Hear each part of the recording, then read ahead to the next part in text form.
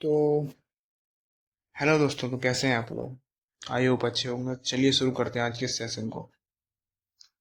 NCERT audio book part 2, law of motion. कहाँ पर थे हम? संवेग संरक्षण। न्यूटन के गति के द्वितीय नियम तथा तृतीय नियम का अत्यंत महत्वपूर्ण परिणाम संवेग संरक्षण नियम की ओर अग्रसर करते हैं। एक परिचित उदाहरण पर विचार करिए। किसी बंदूक से एक गोली छोड़ी जाती है। यदि बंदूक द्वारा गोली पर लगा बल F है, तो न्यूटन के तृतीय के अनुसार गोली द्वारा बंदूक पर लगने वाला बल -F है।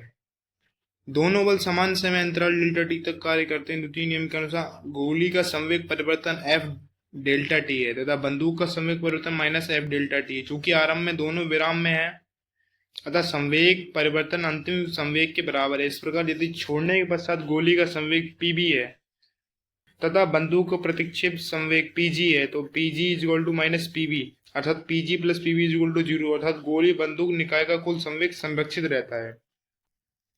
इस प्रकार किसी वियुक्त निकाय अर्थात कोई निकाय जिस पर कोई वायबल नहीं लगता, एक्सटर्नल फोर्स नॉट अप्लाइड, निकाय के कणों के युगलों के बीच मतलब कपल जो होते हैं,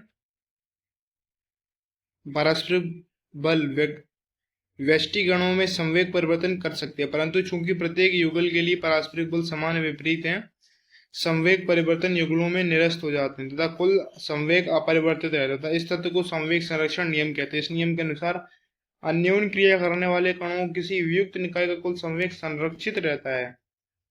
संवेग संरक्षण नियम का अनुप्रयोग कर एक महत्वपूर्ण उदाहरण दो पिंडों में संघटन। दो पिंडों ए व बी पर विचार करें जिनके आरंभिक संवेग पी ए तथा पी बी है। दोनों टकराते हैं और पृथक हो जाते हैं। यदि पृथक होने के पश्चात उनके अंतिम संवेग क्रमशः पी डैश ए तथा पी डैश बी है, तो द्वितीय नियम के द्वारा F A B delta T equal to minus P dash A minus P dash P A तथा F B A delta T equal to minus P dash B minus P B.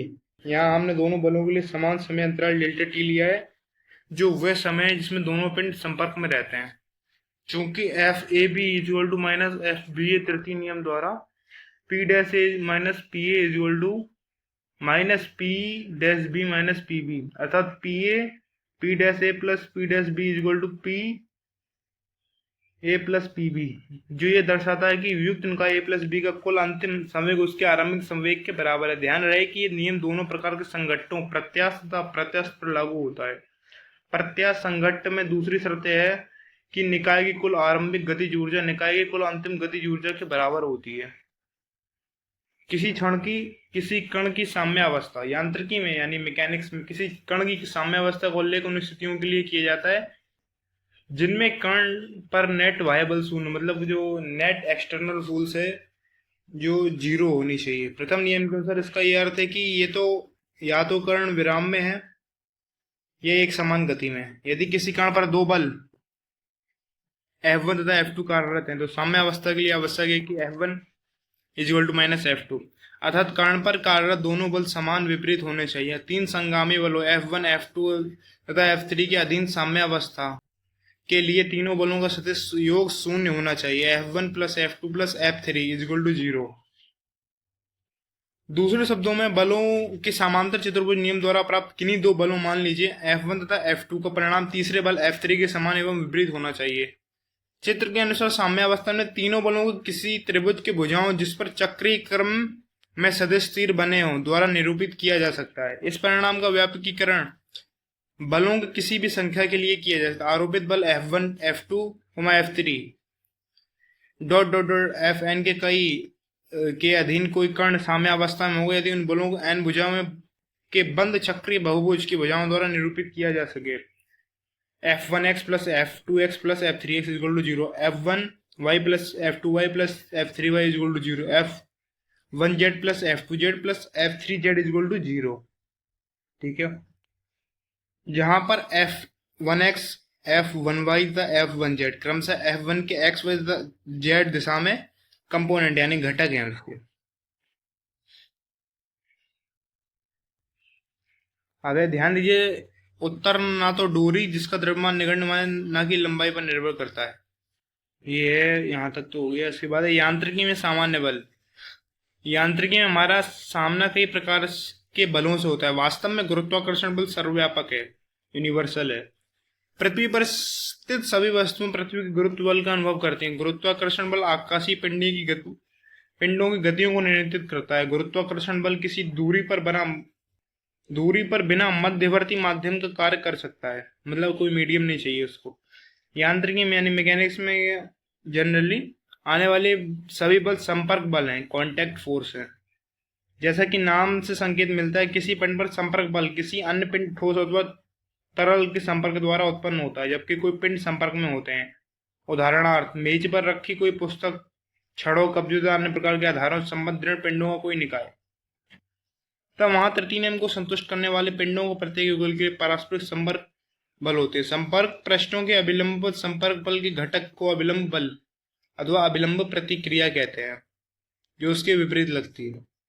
समबाहु पृष्ठों के समांतर घटक को घर्षण बल कहते हैं। संपर्क बल तब भी उत्पन्न होते हैं जब ठोस तरलों के संपर्क में आते हैं। उदाहरण के लिए, जब किसी ठोस को किसी तरल में डुबा दें तो ऊपरी मुखी बल उत्प्लावन बल होता है, जो उस ठोस द्वारा विस्थापित तरल के भार के बराबर होता है। शयान बल, वायु प्रतिरोध आदि भी संपर्क बल के उदाहरण हैं।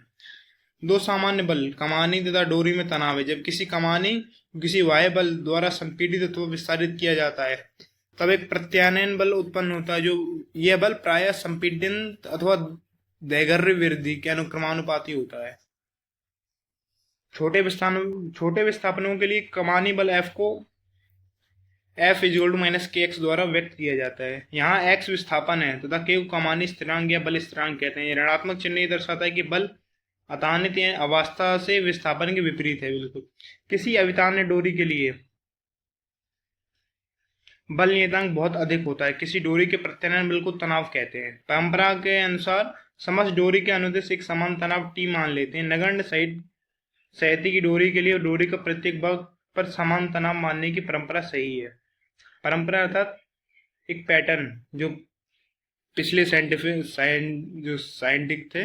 साइंटिस्ट होते हैं उन्होंने माना, उसी को मानते हुए आ रहे हैं। प्रकृति में केवल 4 मूल बल हैं, इनमें दुर्बल तथा प्रबल बल ऐसे प्रभाव क्षेत्र में प्रकट होते हैं जिनका यहाँ हम संबंध नहीं है। यांत्रिकी के संदर्भ में केवल गुरुत्वाकर्षण बल तथा वैद्युत बल ही प्रासंगिक होते हैं।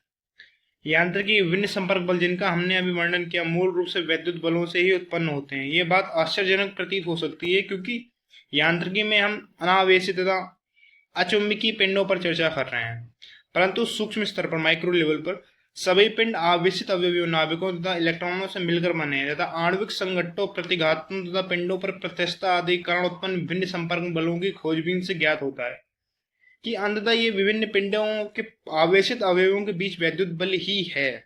इन बलों की विस्तृत सूक्ष्म उत्पत्ति के विषय में जानकारी जटिल, मतलब कॉम्प्लेक्स है, कहा नहीं जा सकता, तथा स्थूल स्तर पर, मैक्रो लेवल पर जो मैकेनिक्स है, उनकी जो प्रॉब्लम्स हैं उनको सॉल्व करने की दृष्टि से उपयोगी नहीं है।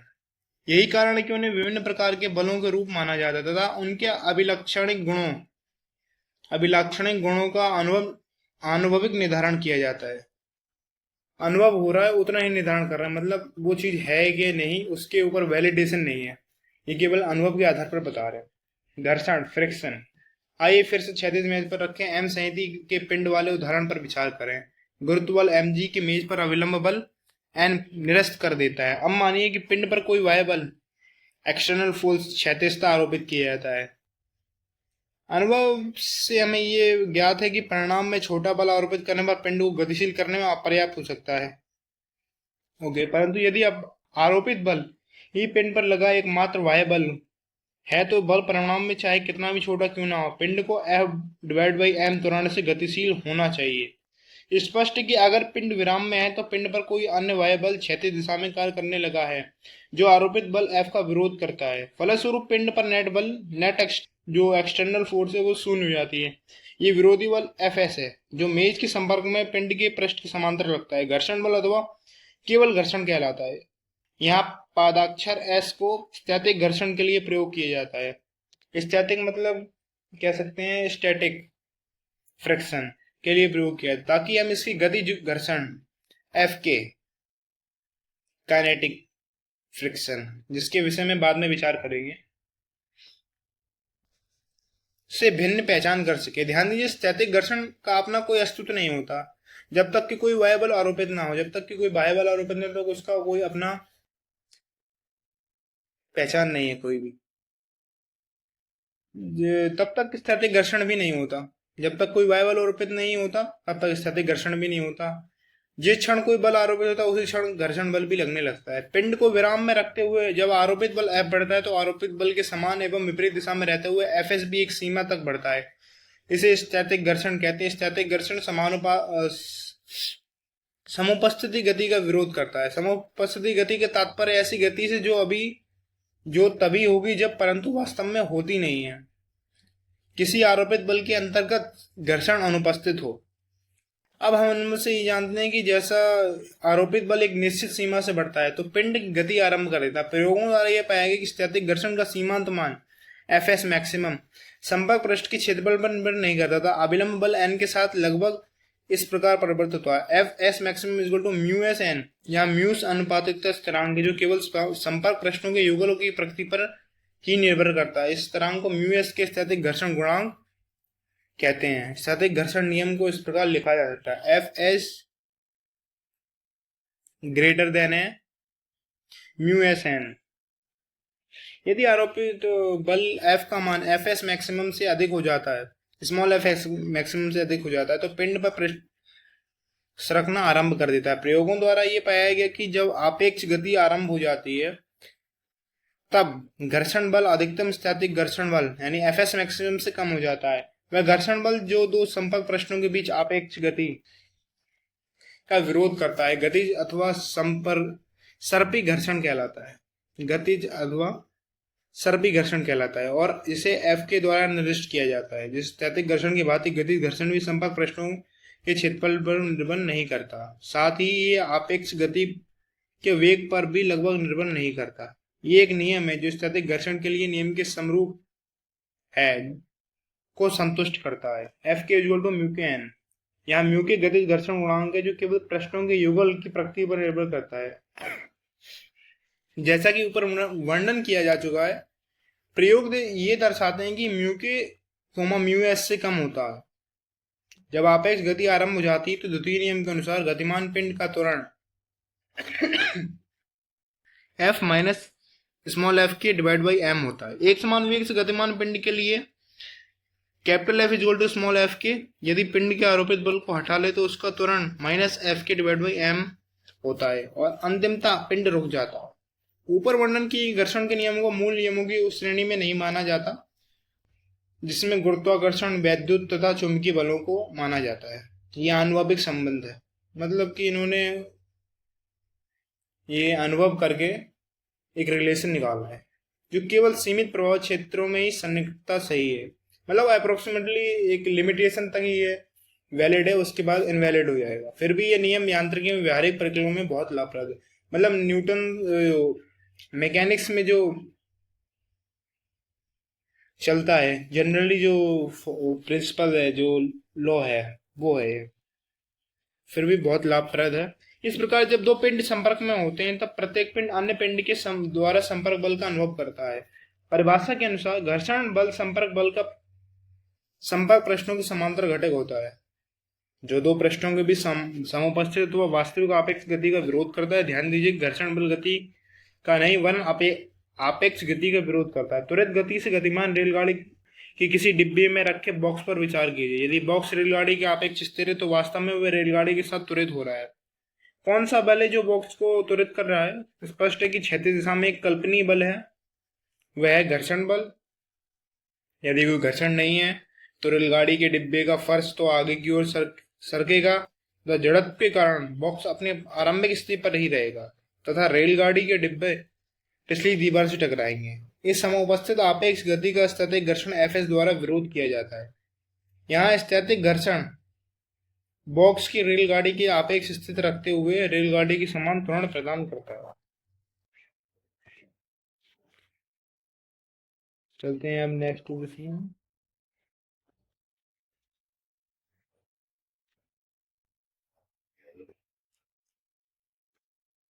कहाँ चला गया भाई?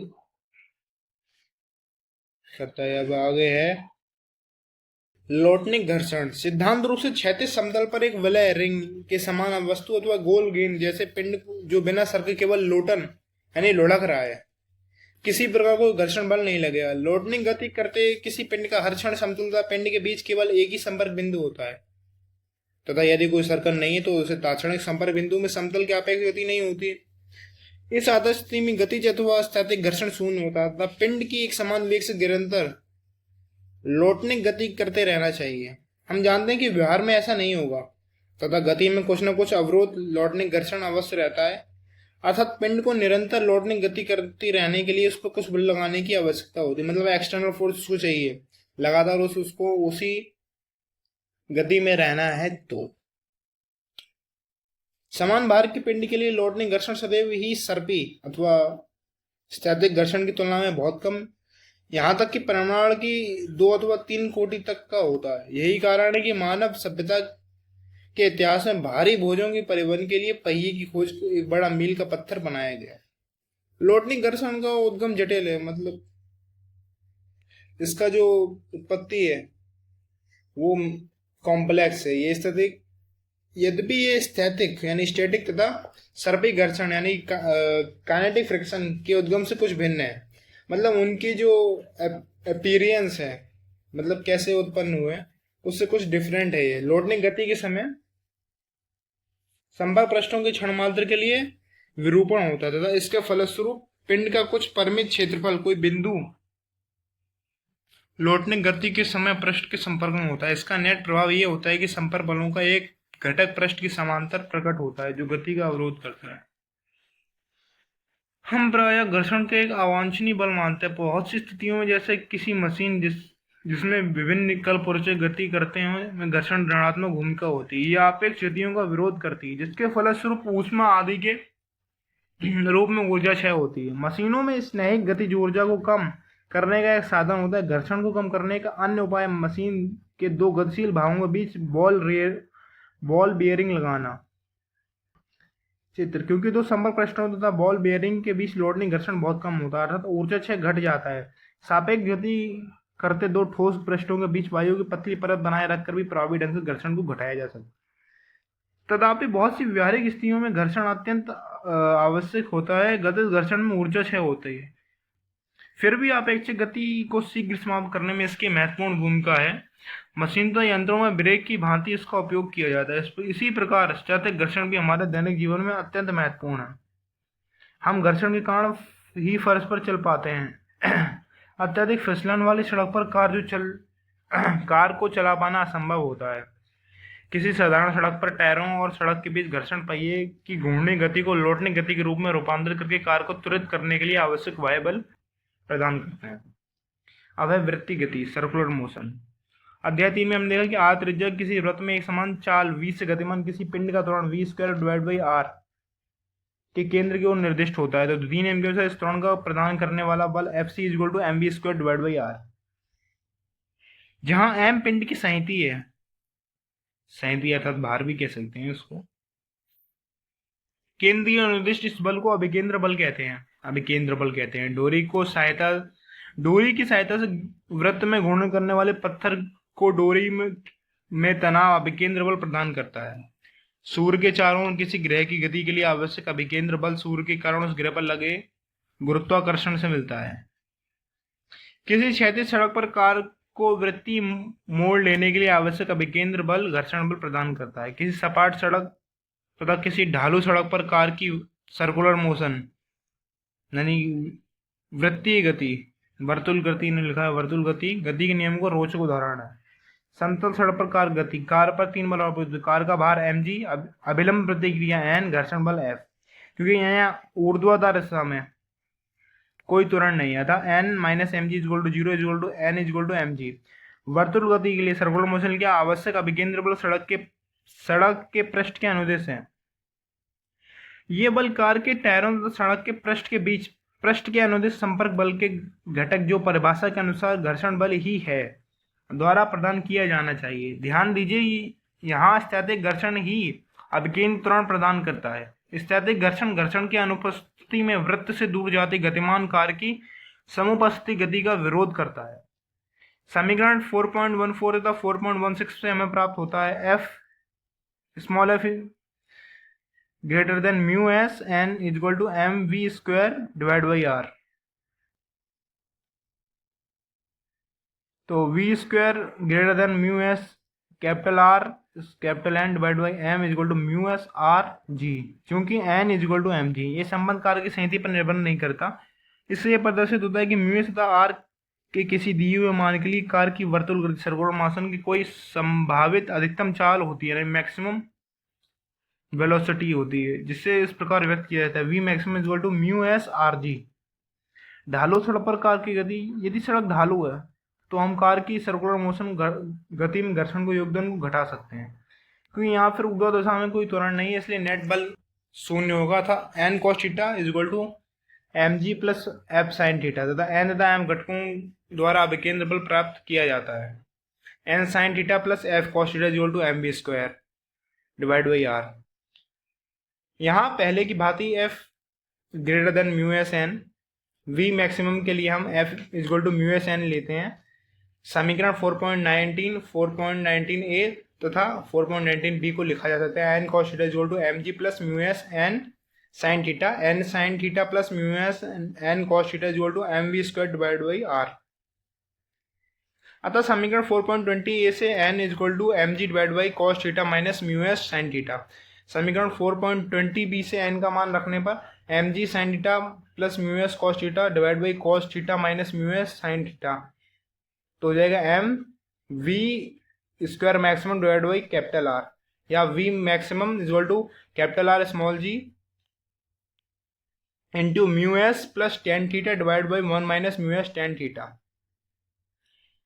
समीकरण 4.18 से तुलना करने पर हम देखते हैं कि ढालू सड़क पर कार की अधिकतम चाल समतल सड़क पर कार की अधिकतम संभव चाल से अधिक है। समीकरण 4.21 में mu s is equal to zero के लिए v zero is equal to r g tan theta 1 theta power half 1/2। इस चाल पर आवश्यक अभिकेंद्र बल प्रदान करने के लिए घर्षण बल की कोई आवश्यकता नहीं होती। इस चालू से ढालू सड़क पर कार चलाने के लिए कार के टायरों के कम घिसाई होती है, टायर के चालों की कम घिसाई होती है, क्योंकि गति इसको मिल रही होती है, इसी घर्षण कम होगा। इसी समीकरण से यह भी ज्ञात होता है कि v greater than we zero के लिए घर्षण बल ऊपरी मुखी होता है। किसी कार को स्थिर स्थिति में केवल तभी पार्क किया जाता है जब tan theta greater than mu S, मतलब tan theta greater than mu S से हो। तो चलिए शुरू, अब आगे चलते हैं। कहाँ है यांत्रिकी में समस्याओं को हल करना। अब है प्रॉब्लम सॉल्विंग यूजिंग मैकेनिक्स। गति के जिन 3 नियमों के विषय में आपने इस अध्याय में अध्ययन किया वह यांत्रिकी आधारशिला है, मतलब फाउंडेशन ऑफ द मैकेनिक्स। अब आप यांत्रिकी की विविध प्रकार की समस्याओं को हल करने में सक्षम हैं। आमतौर पर यांत्रिकी पर किसी प्रारूपी समस्याओं बलों की क्रिया के अधीन केवल एक पिंड का समावेश नहीं होता। अधिकांश प्रकरणों में हम विभिन्न पिंडों के ऐसे संयोजन पर विचार करते हैं जिनमें पिंड परस्पर एक दूसरे पर बल लगाते हैं। इसके अतिरिक्त संयोजन का प्रत्येक पिंड गुरुत्व बल का भी अनुभव करता है। इस प्रकार किसी समस्या को हल करने का प्रयास करते समय हमें एक स्पष्ट तथ्य याद रखना परम आवश्यक है कि समस्या का हल करने के लिए हम संयोजन के किसी भी भाग को चुना जा सकता है। उस भाग पर गति के नियमों को इस शर्त के साथ लागू किया जाता है कि चुने हुए भाग पर संयोजन के शेष भागों द्वारा आरोपित सभी बलों को सम्मिलित करना सुनिश्चित कर लिया गया है। सुनिश्चित के चुने हुए भाग को हम निकाय कह सकते हैं तथा संयोजन के शेष भाग निकाय पर आरोपित बलों के अन्य साधनों को सम्मिलित करते हुए को वातावरण कह सकते हैं। इस विधि को वास्तव में हमने पहले भी कई उदाहरणों में अपनाया है। यांत्रिकी में किसी प्रारूपी समस्या को सुव्यवस्थित ढंग से हल करने के लिए हम निम्नलिखित चरणों को अपनाना चाहिए। पिंडों के संयोजन, विभिन्न भागों, संबंधों, टेकों आदि को दर्शाने वाले संक्षिप्त योजनाबद्ध आरेख खींचिए, मतलब डायग्राम बना लिए। पहले बेसिक डायग्राम। संयोजन के किसी सुविधाजनक भाग को निकाय के रूप में चुनिए, मतलब किसी उसके पार्ट को, निकाय को अपने उसके कंफर्ट के अनुसार संयोजन जो होता है उसका कॉम्बिनेशन बना के रखिए। एक पृथक आरेख खींचिए। अब अलग से एक आरेख मतलब कि ड्रॉ कीजिए जिसमें केवल निकाय तथा पिंडों के संयोजन के शेष भागों द्वारा निकाय पर आरोपित सभी बलों को सम्मिलित करके दर्शाए, मतलब उसके जितने भी बल हैं उनको अलग करके दर्शाया गया, उसी में घुचर पिचर नहीं करना है। निकाय पर सभी अन्य साधनों द्वारा आरोपित बलों को भी सम्मिलित करिए। निकाय द्वारा वातावरण पर आरोपित बलों को इसमें सम्मिलित नहीं कीजिए। इस प्रकार के आरेख को बल निर्देशक आरेख कहते हैं। ध्यान दीजिए, इसका यह अर्थ नहीं है कि विचाराधीन निकाय पर कोई नेट बल नहीं है, उसको हमने नगण्य मान लिया, इसलिए उसको अब कैलकुलेट नहीं करेंगे। होगा, यदि नहीं है तो ऐसा तो हो ही नहीं सकता।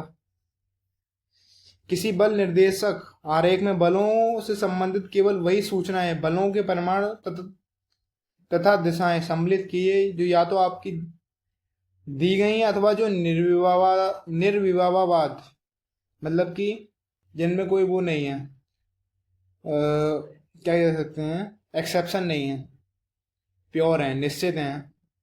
उदाहरण के लिए किसी पतली डोरी में तनाव की दिशा सदैव डोरी की लंबाई के अनुदिश होती है।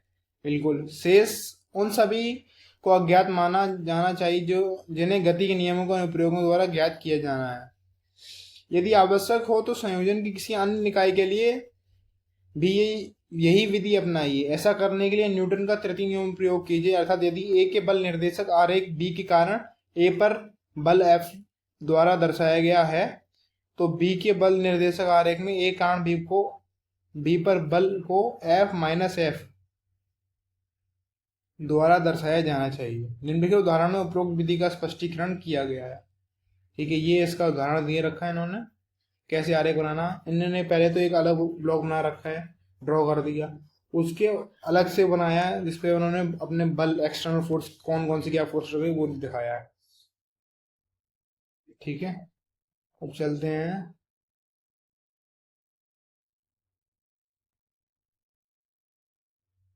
इन्होंने इस पे हल कर दिया। अरे ये तो हो गया।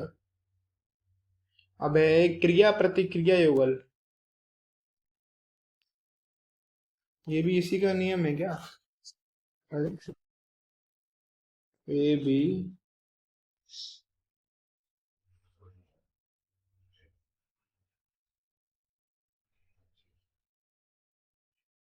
ठीक है, तो इस वीडियो में इतना ही। मिलते हैं हम नेक्स्ट वीडियो में। Thank you for watching.